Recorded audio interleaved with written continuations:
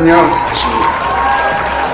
저는 대한민국 경제회복위원회 위원장 김남재입니다. 미라클 그룹 산하 민간위원회로서 우리나라 경제 발전을 위해서 열심히 노력하고 있습니다.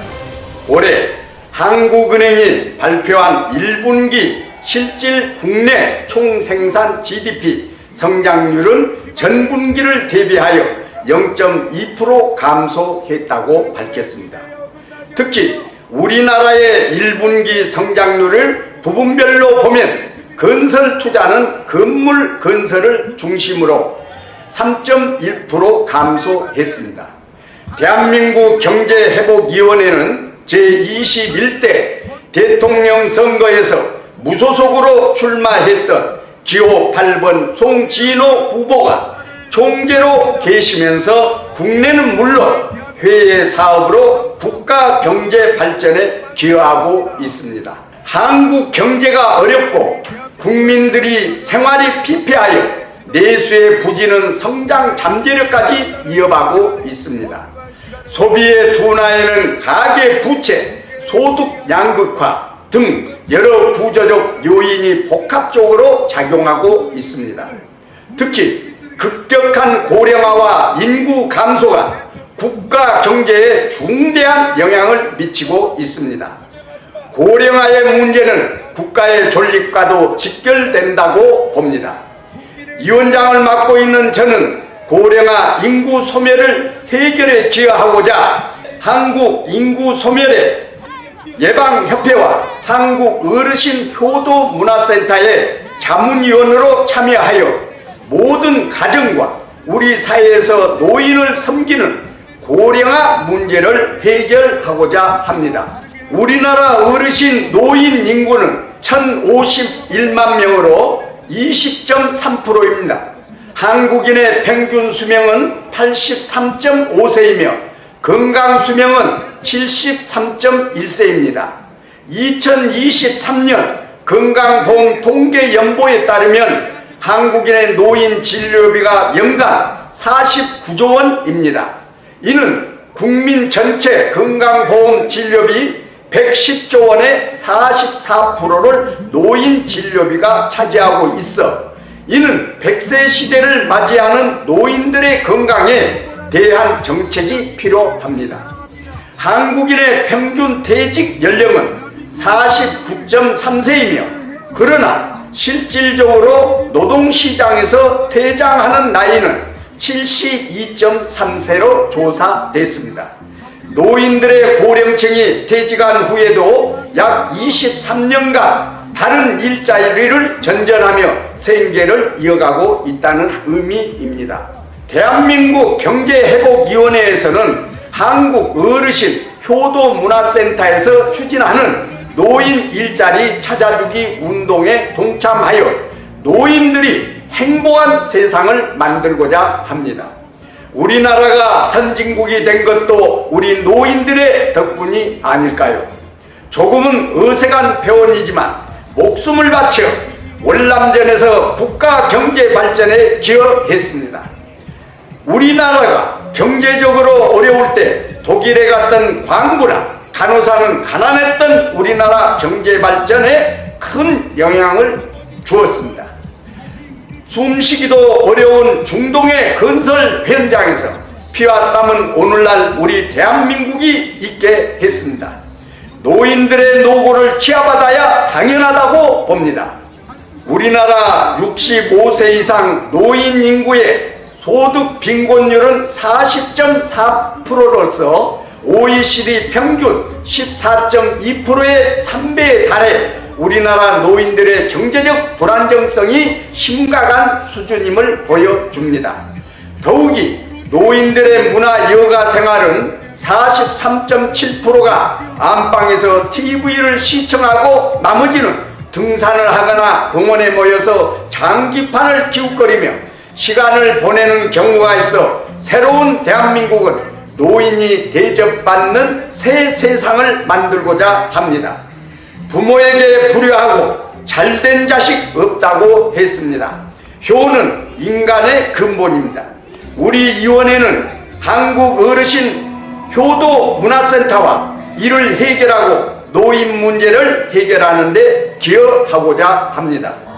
우리 노인들이 나서고 노인 문제 시민단체에 참여하여 노인들이 행복한 세상을 만들고자 하며 노인들이 모두 참여하여 사람 살만 나는 대한민국을 함께 만들어가고자 합니다.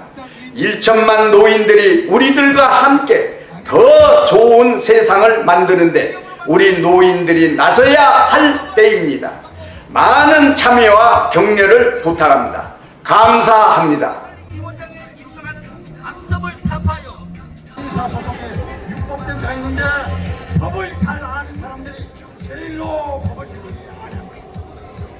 그리고 또 우리가 존경하는 민주주의 투사인 YS 대통령이나 TJ 대통령도 자기 10명도 안 되는 숫자가 세계에서 제일 큰 조직을 만들었습니다. 여기 만나가신 3천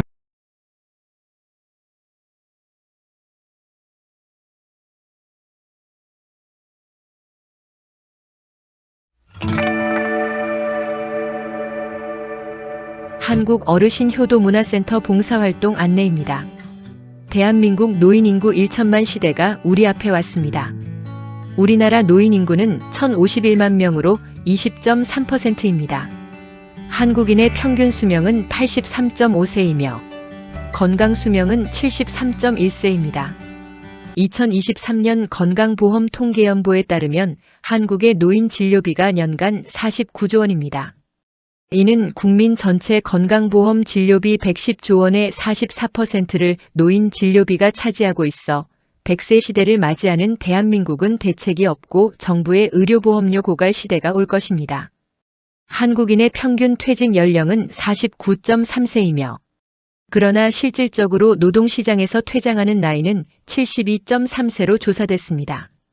고령층이 퇴직한 후에도 약 23년간 다른 일자리를 전전하며 생계를 이어가고 있다는 의미입니다. 앞으로 100세 시대가 오면 51년을 배회할지 걱정입니다.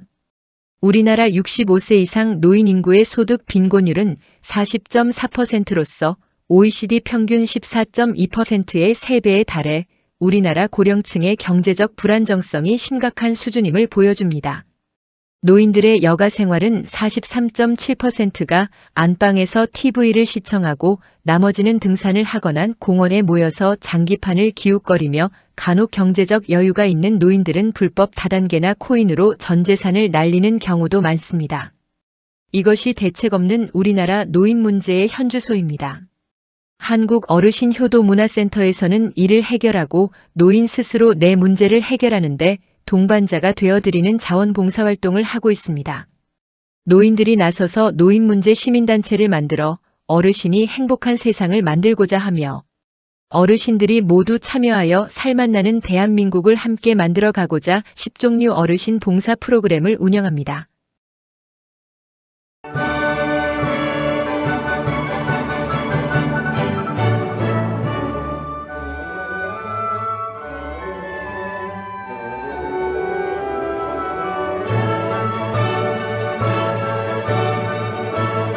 (1번은) 어르신 효도방송 운영입니다.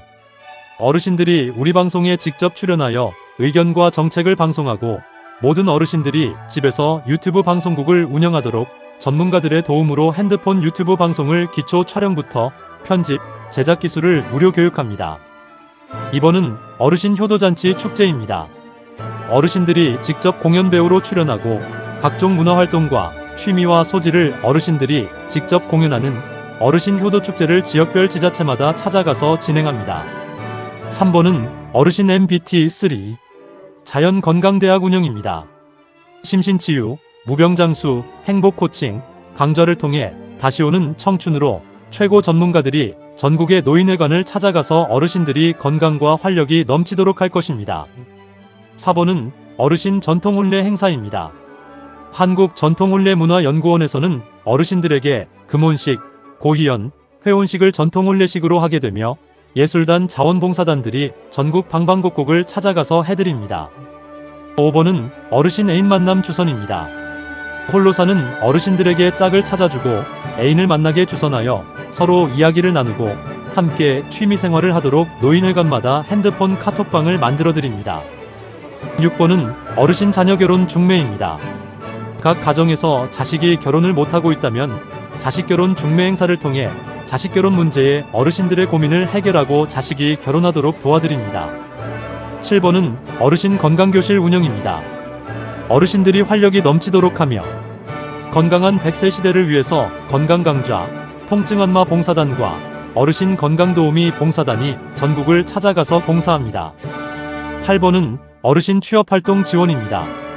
일을 해야 젊어집니다. 어르신 일자리 찾아주기 프로그램을 운영하며 어르신들의 경제적 문제를 스스로 해결하도록 나이에 맞는 직업을 찾아드립니다.